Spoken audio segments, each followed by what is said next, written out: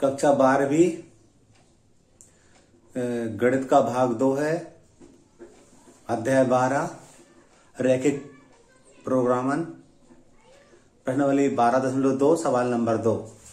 एक प्रकार के केक को 200 ग्राम आटा तथा 25 ग्राम वसा की आवश्यकता होती है तथा दूसरे प्रकार के केक को 100 ग्राम आटा तथा 50 ग्राम वसा की आवश्यकता होती है। केकों की अधिकतम संख्या बताओ जो 5 किलो आटे तथा 1 किलो वसा से बन सकते हैं। यह मान लिया गया है कि केकों को बनाने के लिए अन्य पदार्थों की कमी नहीं रहेगी। हम क्या करेंगे, इस सवाल को करने के लिए सबसे पहले हम असमीकरण बनाएंगे। असमीकरण बनाने के बाद हम उन्हें ग्राफ पर दर्शाएंगे और संसूचन क्षेत्र ज्ञात करेंगे। वहां से कोणीय बिंदु ज्ञात करेंगे और कोणीय बिंदु ज्ञात करने के बाद जो उद्देश्य फलन रहता है उस उद्देश्य फलन में मान रखने के बाद हमें संख्या मिल पाएगी, केकों की अधिकतम संख्या मिल पाएगी। ठीक है, तो सबसे पहले हम वो समीकरण बनाने के लिए एक टेबल बनाते हैं। हम टेबल में लिखते हैं, देखो केकों के प्रकार, केकों के प्रकार। इसका मतलब क्या हुआ, केक हमारे पास 2 प्रकार के हैं, 1 और 2 प्रकार के हैं। इसके बाद लिखेंगे मात्रा। मात्रा का मतलब होता है, मान लिया कि आटे से लिखा हुआ एक प्रकार के केकों को 200 ग्राम आटा और 25 ग्राम वसा की आवश्यकता होती है। पहले प्रकार केकों की संख्या x मान ले रहे हैं और दूसरे प्रकार केकों की संख्या y मान ले रहे हैं। ठीक है, इसके हम बात करते हैं आटा। तो कितने आटा की जरूरत पड़ेगी, 200 ग्राम की पड़ेगी। और बसा की पहले प्रकार केक को बनाने में बसा की 25 ग्राम आटे की जरूरत पड़ेगी। इसी टाइप से दूसरे प्रकार केक को बनाने के लिए 100 ग्राम आटे की जरूरत पड़ेगी और 50 ग्राम बसा की जरूरत पड़ेगी। हम ये भी देख रहे हैं कि 5 किलो आटे का यूज करना है। हम जब कुल की बात करते हैं तो ये 5 किलो आटा है और 1 किलो बसा है। 5 किलो आटा हमके सारे ग्राम में दिए हैं। हम जानते हैं 1000 ग्राम बराबर 1 किलोग्राम होता, तो ये 5000 ग्राम हो जाएगा और जे 1 किलोग्राम बराबर 1000 ग्राम हो जाएगा। अब हम क्या करते हैं, देखिएगा, सबसे पहले उद्देश्य फलन निकालते हैं। तो हमें z दर्शाते थे, x प्लस y होगा। केकों की संख्या पहले और दूसरे प्रकार के x धन y होगा, ये z होगा x प्लस y। केकों की संख्या z बराबर x धन y, उद्देश्य फलन होगा हमारा। यहाँ से समीकरण नंबर 2 कैसे बनाएंगे, देखिए आप, 200x धन 100y। अब जो अधिकतम आया है ना, इसलिए छोटा है बराबर है 5000। यदि यह न्यूनतम संख्या आती तो हम बड़ा है बराबर लगाते।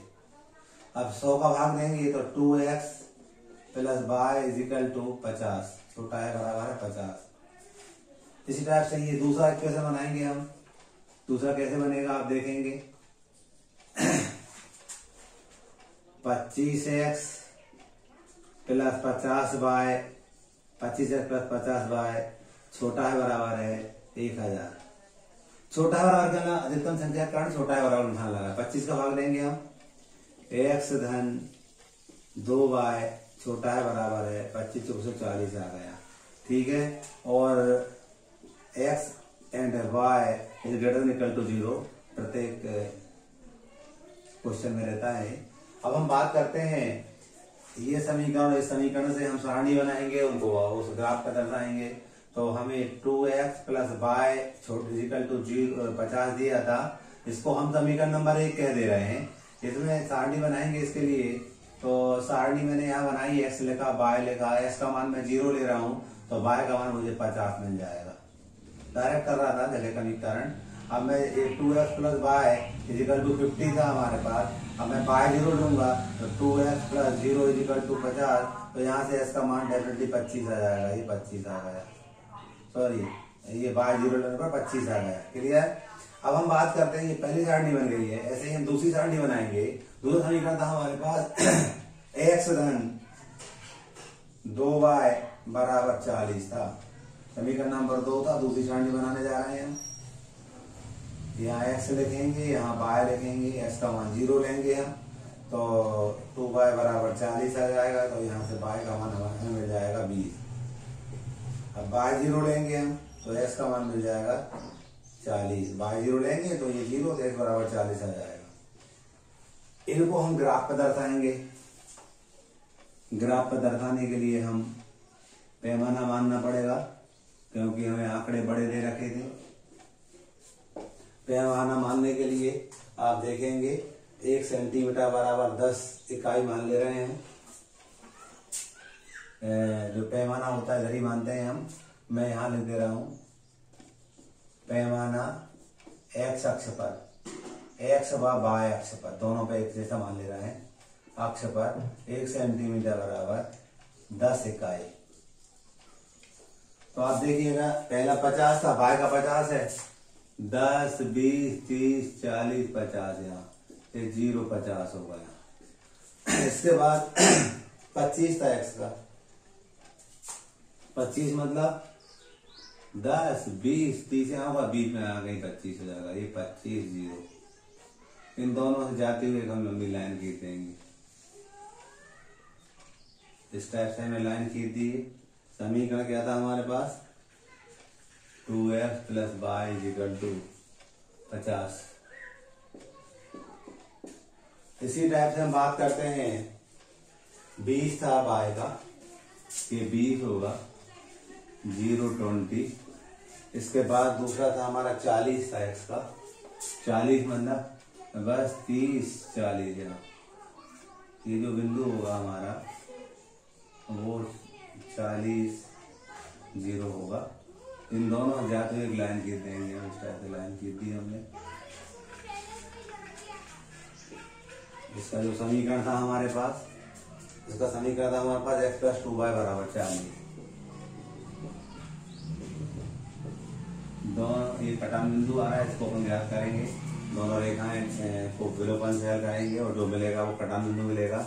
हम देख रहे हैं जी संसूचन क्षेत्र ये वाला हो जाएगा। छायांकित कर रहा हूँ मैं इसको, ये वाला हमारा हो जाएगा, क्योंकि x > 0 और y > 0 हमेशा प्रथम चतुर्थांश में आते हैं। और हम बात कर रहे थे कि छोटा है बराबर 50, तो ये नीचे की तरफ बात आती है, और ये भी छोटा है, ये नीचे की तरफ। दोनों ये चारों का ये यहाँ पर छायांकित क्षेत्र में बना दिया। ये संसूचन क्षेत्र कहलाएगा हमारा। तो ये पहला पॉइंट ए मान ले रहे हैं, ये 0, 0 है। दूसरा पॉइंट बी है 25, 0, सी को निकालेंगे। और तीसरा पॉइंट डी है 0, 20। ये कोणीय बिंदु प्राप्त कर रहे हैं। कोणीय बिंदु ज्ञात करने के लिए हम सबसे पहले अब इसी के कोण सी निकाल रहे हैं। ये सी वाला पॉइंट क्या होगा, तो हम दोनों समीकरणों को विलोपन से प्रतिस्थापन जिससे अवयव करना कर सकते हैं। हमें समीकरण नंबर 1 दिया था 2x + y = 50 दिया था, और दूसरा दिया था x + 2y = 40 दिया था। जब मान लीजिए हम विलोपन लगा रहे हैं तो यहाँ पर तो कोई गुणा नहीं होगा, यहाँ 2 का गुणा होगा। जब 2 गुणा होगा तो ये तो कैंसिल हो जाएंगे, और 4 यहाँ ऋण हो जाएगा, यहाँ ऋण हो जाएगा, और यहाँ भी ऋण हो जाएगा। जब 2 दूनी 4 तो ऋण 3 y बचेंगे। डायरेक्ट कर रहा हूँ। और यहाँ पर करेंगे अपन तो 40 दूनी ऋण 80 में से 50 कराएंगे, ऋण 30 बचेंगे। तो y का मान हमारे पास 10 आ जाएगा। क्लियर? 10 को यहाँ रखेंगे हम, तो s का मान समीकरण 1 से, जब 10 यहाँ रखेंगे तो हम जानते हैं s का जो मान होगा 20 आ जाएगा। कैसे 20 आ जाएगा? यहाँ 10 रखेंगे, 50 में 10 का 40, और 2x बराबर 40, x बराबर 20 आ जाएगा। तो ये जो काटा सी का निर्देशांक है वो हमें 20 और 10 मिल रहा है। तो ये क्या मिल रहा है हमें? ये जो पॉइंट है हमें 20 और 10 मिल रहा है। अब कोणीय बिंदु प्राप्त करेंगे हम, और z के मान ज्ञात करेंगे। तो हम एक सारणी बनाते थे। इस सारणी में हम लिखते थे कोणीय बिंदु लिखते थे, और यहाँ लिखते थे हम z का मान, z बराबर x धन y था। तो कोणीय बिंदु पहला वाला ये था 0, 0, दूसरा वाला b था 25, 0, तीसरा वाला c था 20, 10, और चौथा वाला d था 0, 20।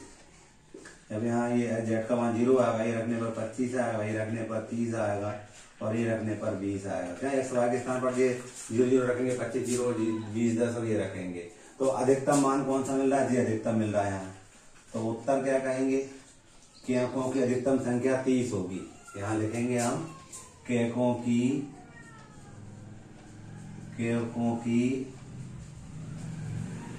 अधिकतम संख्या 30 होगी। कह सकते हैं कि एक प्रकार के हमें 20 कैक प्राप्त होते हैं और दूसरे प्रकार के हमें 10 कैक प्राप्त होते हैं, ऐसा भी लिख सकते हैं। ये आपका आंसर हो गया।